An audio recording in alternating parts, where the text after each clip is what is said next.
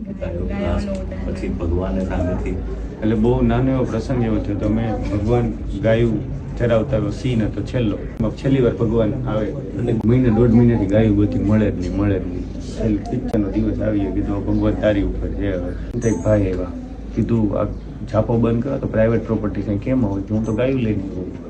પછી યાદ એવું બોલો ભાઈ એવા હતા ગાયું લઈને એટલે ન્યાય ફોટો પાડવાનું એમને ઓલું ત્યારે અમને આભામાં ન રાખ્યા કે ઓલા ભાઈ એવા આ તો આ ચમત્કાર છે અમે ઘરે ગયા પછી અમને રિયલાઇઝ થયું આ તો અલગ જ થઈ આપ આવ્યા મને બહુ રાજી અમને બહુ